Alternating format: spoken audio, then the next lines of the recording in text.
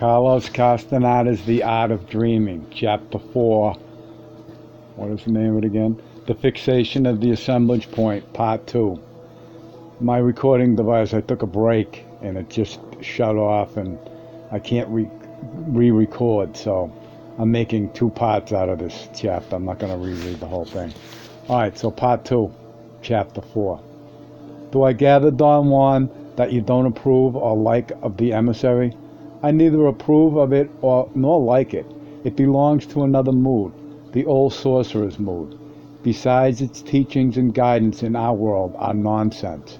And for that nonsense, the emissary charges us enormities in terms of energy. One day you will agree with me. You'll see. In the tone of Don Juan's words, I caught a veiled implication of his belief that I disagreed with him about the emissary.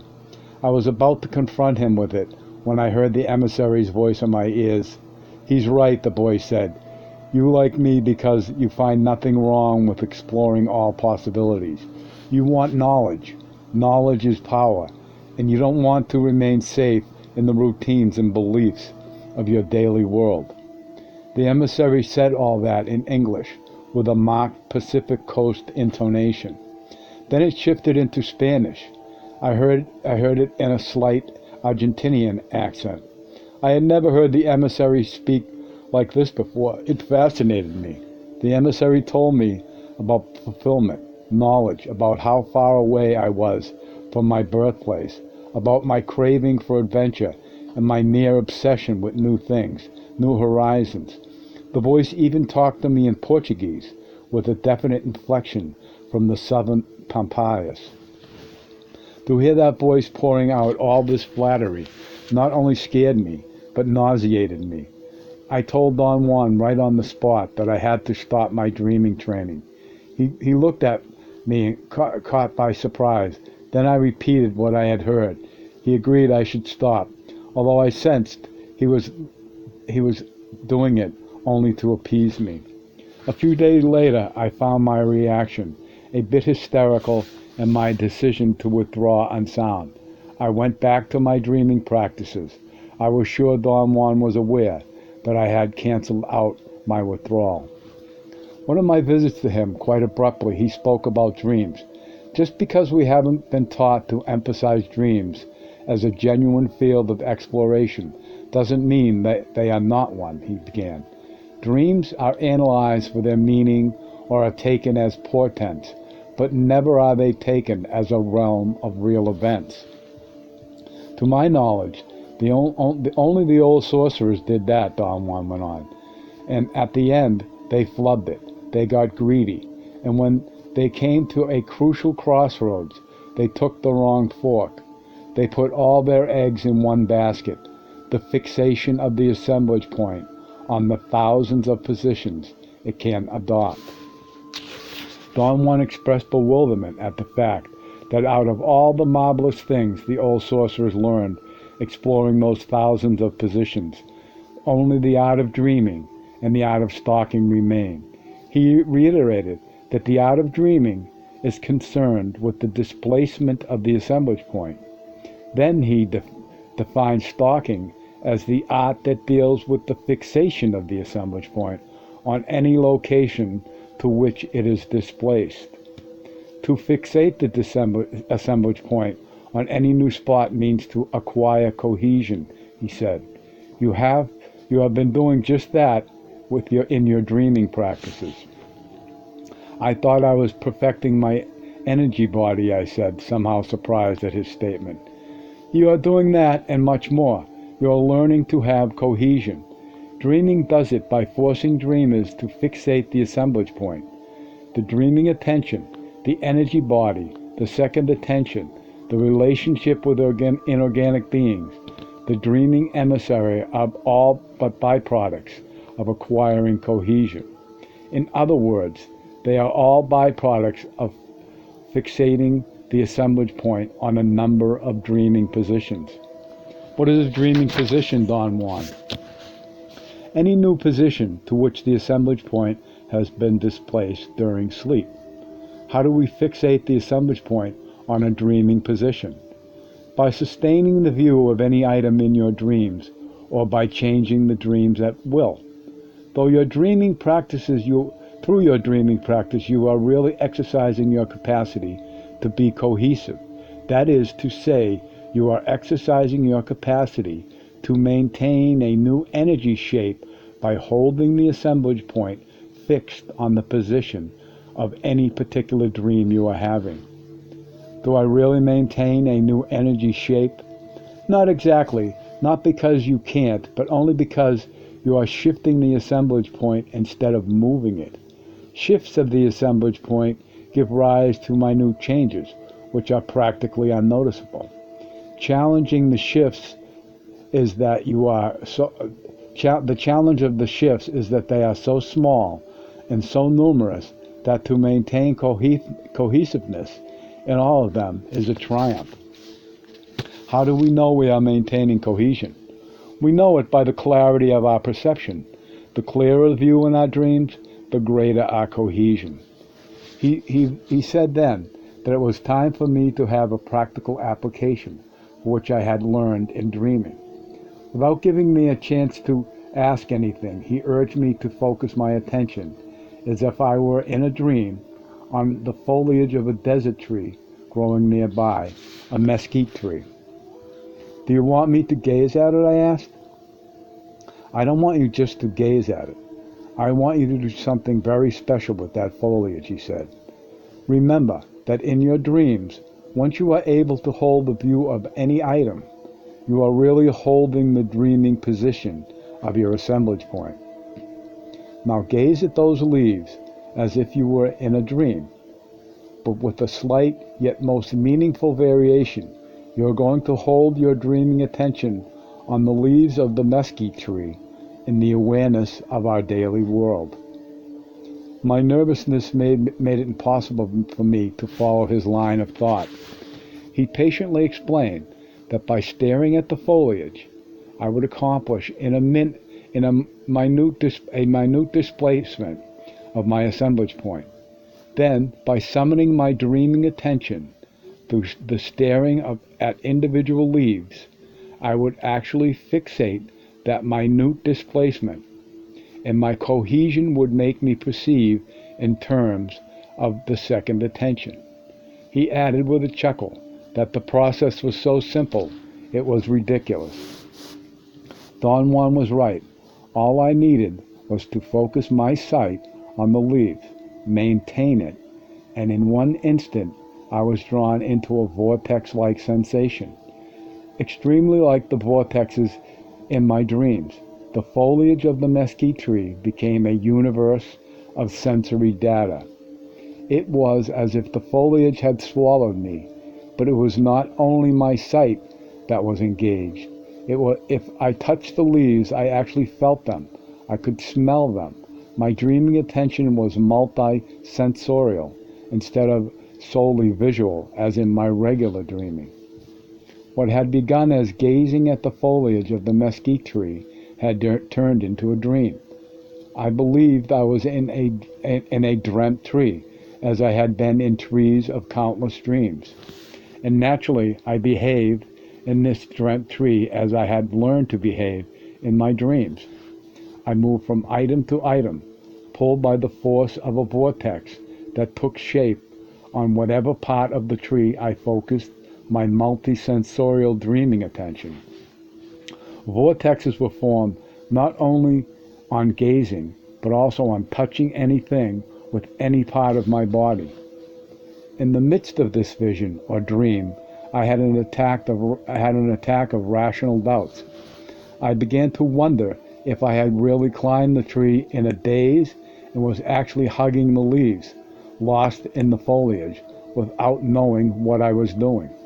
Or perhaps I had fallen asleep, possibly mesmerized by the fluttering of the leaves in the wind, and was having a dream. But just like in dreaming, I didn't have enough energy to ponder for too long. My thoughts were fleeting. They lasted an instant. Then the force of direct experience blanketed them out completely. The sudden motion around me shook everything and virtually made me emerge from a clump of leaves as if I had broken away from the tree's magnetic pull. I was facing them from an elevation, an immense horizon. Dark mountains and green vegetation surrounded me. Another jolt of energy made me shake from my bones out. Then I was somewhere else. Enormous trees loomed everywhere. They were bigger than the Douglas firs of Oregon and Washington State. Never had I seen a forest like that. The scenery was such a contrast to the aridness of the Sonoran Desert that it left me with no doubt that I was having a dream.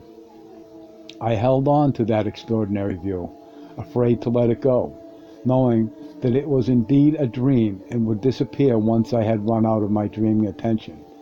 But the images lasted, even when I thought I should have run out of dreaming attention. A horrifying thought crossed my mind then. What if this was neither a dream nor the daily world? Frightened as an animal must experience fright, I recoiled into the clump of leaves I had emerged from. The momentum of my backward motion kept me going through the tree foliage and around the hard branches. It pulled me away from the tree, and in one split second I was standing next to Don Juan at the door of his house in the desert in Sonora. I instantly realized I had entered again into a state in which I could think coherently and could not talk. Don Juan told me not to worry. He said that our speech faculty is extremely flimsy, and attacks of muteness are common among sorcerers who venture beyond the limits of normal perception. My gut feeling was that Don Juan had taken pity on me and had decided to give me a pep talk. But the voice of the dreaming emissary, which I clearly heard at that instant, said that in a few hours and after some rest I was going to be perfectly well. Upon awakening, I gave Don Juan, at his request, a complete description of what I had seen and done. He warned me that it was not possible to rely on my rationality to understand my experience, not because my rationality was in any way impaired, but because it had taken place in a phenomenon outside the parameters of reason. I naturally argued that no one can be outside the limits of reason. Things can be obscure, but sooner or later reason always finds a way to shed light on anything, and I really believe this. Don Juan, with extreme patience, pointed out that reason is only a byproduct of the habitual position of the assemblage point. Therefore, knowing what is going on, being of sound mind, having our feet on the ground, sources of great pride to us, and assumed to be a natural consequence of our worth, are merely the result of the fixation of the assemblage point on its habitual place. The more rigid and stationary it is, the greater our confidence in ourselves, the greater our feeling of knowing the world, of being able to predict. He added that what dreaming does is give us the fluidity to enter into other worlds by destroying our sense of knowing this world. He called dreaming a journey of unthinkable dimensions, a journey that, after making us perceive everything we can humanly perceive, makes the assemblage point jump outside the human domain and perceive the inconceivable. We are back again, harping on the most important topic of the sorcerer's world, he went on, the position of the assemblage point, the old sorcerer's curse as well as mankind's thorn in the side. Why do you say that, Don Juan? Because both mankind in general and the old sorcerers fell prey to the position of the assemblage point. Mankind because by not knowing that the assemblage point exists, we are obliged to take the byproduct of its habitual position as something final and indisputable. The old sorcerers, because although they knew all about the assemblage point, they fell for its facility to be manipulated. You must avoid falling into those traps, he continued. It'd be really disgusting if you sided with mankind, as if you didn't know about the existence of the assemblage point. But it'd be even more insidious if you sided with the old sorcerers and cynically manipulate the assemblage point for gain. I still don't understand what is the connection of all this with what I experience today.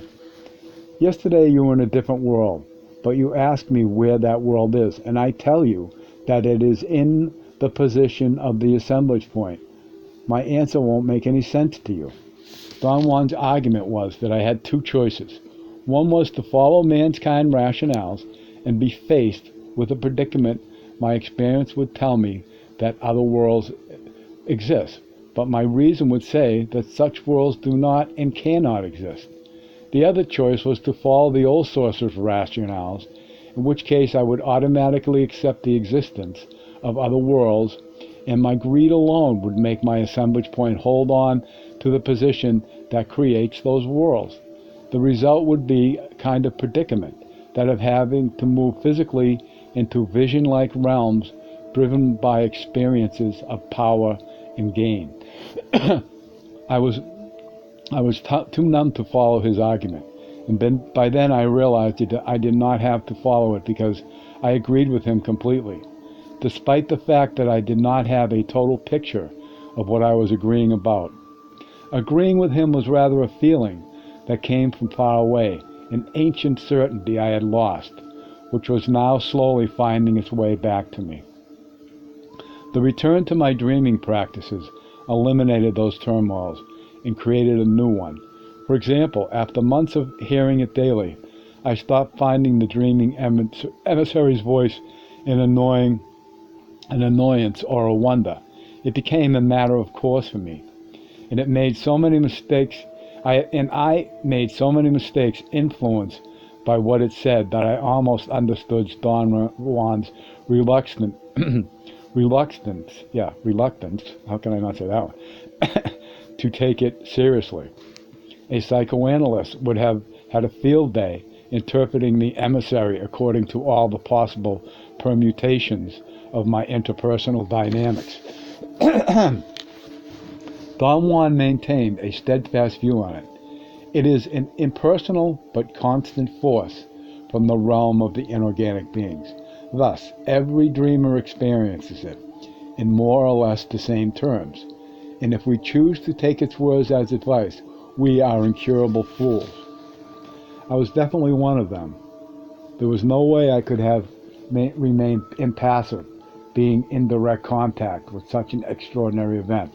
A voice that clearly and concisely told me in 3 languages hidden things about anything or anyone I focused my attention on. Its only drawback was, which was of no consequence to me, was that we were not synchronized. The emissary would tell me things about people or events when I had honestly forgotten I had been interested in them. I asked Don Juan about this oddity, and he said that it had to do with the rigidity of my assemblage point. He explained that I had been reared by old adults, and that they had imbibed in me with old people's views. Therefore, I was dangerously righteous. His urge to give me potions of hallucinogenic plants was an effort, he said, to make my assemblage point, to shake my assemblage point, and allow it to have a minimal margin of fluidity. If you don't develop this margin, he went on, either you'll become more righteous or you become a hysterical sorcerer. My interest in telling you about the old sorcerers is not to badmouth them, but to pit them against you. Sooner or later your assemblage point will be more fluid, but not fluid enough to offset your facility to be like them, righteous and hysterical. How can I avoid all that, Don Juan? There is only one way. Sorcerers call it sheer understanding. I call it a romance with knowledge. It's the drive sorcerers use to know, to discover, to be bewildered. Don Juan changed the subject and continued to explain the fixation of the assemblage point.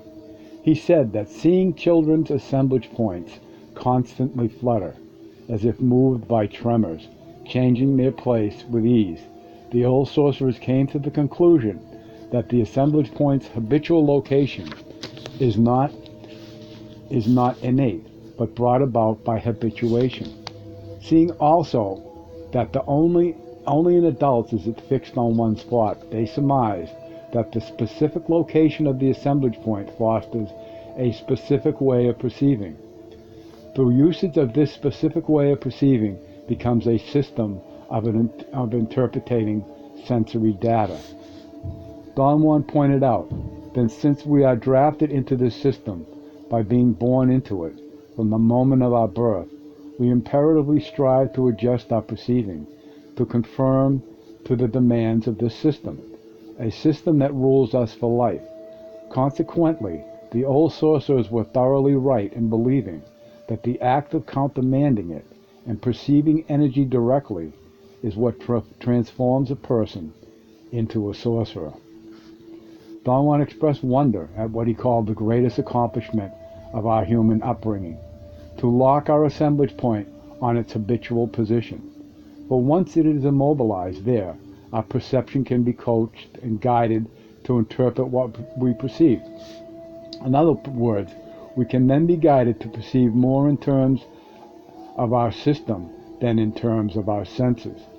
He assured me that human perception is universally homogeneous because the assemblage points of the whole human race are fixed on the same spot.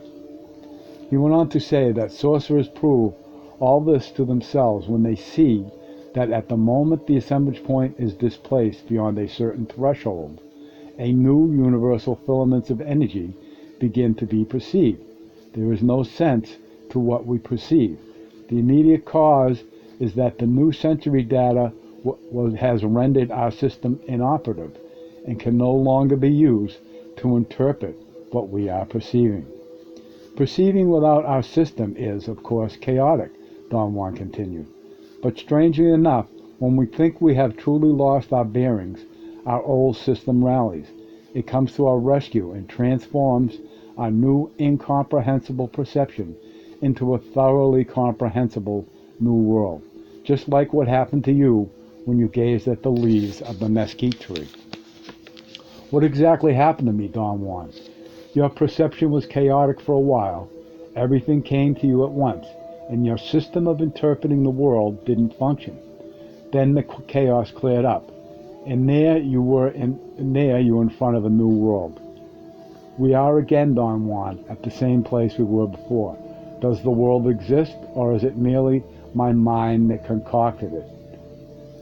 We certainly are back, and the answer is still the same. It exists, and the imprecise position of your assemblage point was at that moment. In order to perceive it, you needed cohesion. That is, you needed to maintain your assemblage point fixed on that position, which you did. The result was that you totally perceived a new world for a while. But would others perceive the same world? If they had uniformity and cohesion, they would. Unfortunately, uniformity is to hold in unison the same position of the assemblage point. The old sorcerers call the entire act of acquiring uniformity and cohesion outside the normal world stalking perception. The art of stalking, he continued, as I have already said, deals with the fixation of the assemblage point. The old sorcerers discovered, through practice, that important as it is to displace the assemblage point, it is even more important to make it stay fixed on its new position, wherever that new position might be. He explained that if the assemblage point does not become stationary, there is no way that we can perceive coherently. We would experience then a kaleidoscope of disassociated images. This is the reason the old sorcerers put as much emphasis on dreaming as they did on stalking. One art cannot exist without the other, especially for the kinds of activities in which the old sorcerers were involved. What were these activities, Don Juan? The old sorcerers call them the intricacies of the second attention, or the grand adventure of the unknown. Don Juan said that these activities stem from the displacement of the assemblage point. Not only had the old sorcerers learned to displace their assemblage point to thousands of positions on the surface or on the inside of their energy masses, but they had also learned to fixate their assemblage points on those positions and thus retain their cohesiveness indefinitely. What was the benefit of that, Don Juan? We can't talk about benefits. We can only talk about end results. He explained that the cohesiveness of the old sorcerers was such that it allowed them to become perceptually and physically everything the specific, it allowed them to become perceptually and physically everything the specific position of their assemblage points dictated. They could transform themselves into anything for which they had a specific inventory. An inventory is, he said, all the details of perception involved in becoming, for example, a jaguar, a bird, an insect, etc., etc. It's very hard for me to believe that this transformation can be possible, I said. It's possible, he assured me. Not so much for you and me, but for them, and for them it was nothing. He said that the old sorcerers had superb fluidity. All they needed was the slightest shift of their assemblage point and the slightest perceptual cue from their dreaming, and they would instantaneously stock their perception, rearrange the cohesiveness to fit their new state of awareness, and be an animal, another person, a bird, or anything. But isn't that what mentally ill people do? Make up their own reality as they go along? No, it isn't the same. Insane people imagine a reality of their own because they don't have a preconceived purpose at all.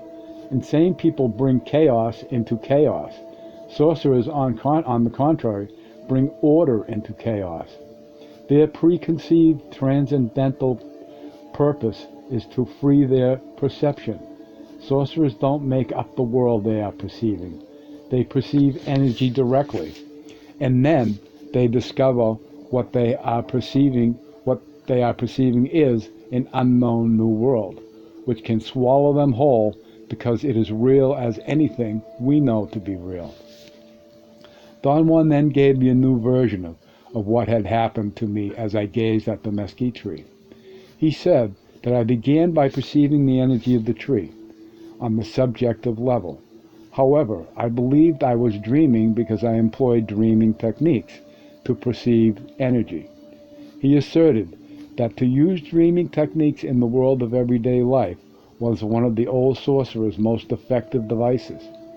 It made perceiving energy directly dreamlike instead of totally chaotic, until a moment when something rearranged the perception and the sorcerer found himself facing a new world, the very thing that happened to me. I told him about the thought I'd had, which I had barely dared to think, that the scenery I was viewing was not a dream, nor was it our daily world. It wasn't, he said. I've been saying this to you over and over, and you think I'm merely repeating myself. I know how difficult it is for the mind to allow mindless possibilities to become real. But new worlds exist. They are wrapped one around the other, like the skins of an onion. The world we exist in is but one of those skins. Do you mean, Don Juan, that the goal of your teaching is to prepare me to go outside, to go into those worlds? No, I don't mean that. We go into those worlds only as an exercise. Those journeys are antecedents of the sorcerers of today. We do the same dreaming the old sorcerers used to do, but at one moment we deviate into new ground. The old sorcerers preferred the shifts of the assemblage point, so they were always on more or less known, predictable ground. We prefer movements of the assemblage point. The old sorcerers were after the human unknown. We are after the non-human unknown. I haven't gotten to that yet, have I? No, you're only beginning. And at the beginning, everyone has to go through the old sorcerer's steps. After all, they were the ones who invented dreaming. At what point will I begin to learn the new sorcerer's brand of dreaming? You have an enormous ground yet to cover. Years from now, perhaps. Besides, in your case, I have to be extraordinarily careful. In character, you are definitely linked to the old sorcerers. I've said this to you before, but you always manage to avoid my probes. Sometimes I even think that some alien energy is advising you, but then I disregard the idea. You're not You are not devious. What are you talking about, Don Juan? You've done unwittingly two things that worry the hell out of me. You traveled with your energy body to a place outside this world the first time you dreamt, and you walked there. And then you traveled with your energy body to another place outside of this world by parting from the awareness of this daily world. Why would that worry you, Don Juan? Dreaming is too easy for you, and that is a damnation if we don't watch it. It leads to the human unknown. As I said to you, modern-day sorcerers strive to get to the non-human unknown. What can the non-human unknown be? Freedom from being human. Inconceivable worlds that are outside the band of man, but that we still can perceive. This is where modern sorcerers take the side road. Their predilection is what's outside the human domain, and what are outside the human. Let me get better. And what are outside that domain are all-inclusive worlds, not merely the realm of birds, or the realm of animals, or the realm of man, or even it be the unknown man. What I am talking about are worlds like the one in which we live, total worlds with endless realms. What are those worlds, Don Juan? Where are those worlds, Don Juan? In different positions of the assemblage point? Right, in the different position of the assemblage point. But position sorcerers arrive at with a movement of the assemblage point, not a shift. Entering into those worlds is the type of dreaming only sorcerers of today do. The old sorcerers stayed away from it because it requires a great deal of detachment and no self-importance whatsoever, a price they couldn't afford to pay. For the sorcerers who practice dreaming today, dreaming is freedom to perceive worlds beyond the imagination. But what's the point of perceiving it all? You already asked me today the same question. You speak like a true merchant. What's the risk, you ask? What's the percentage of gain to my investment? Is it going to better me? There is no way to answer that. The merchant mind does commerce. But freedom cannot be an investment. Freedom is an adventure with no end, in which we risk our lives and much more for a few moments of something beyond words, beyond thoughts or feelings. I didn't ask that question in that spirit, Don Juan. What I want to know is what can be the driving force to do all this for a lazy bum like myself. To seek freedom is the only driving force I know. Freedom to fly off into that infinity out there. Freedom to dissolve, to lift off, to be like the flame of a candle, which in spite of being up against the light of a billion stars remains intact, because it never pretended to be more than what it is, a mere candle.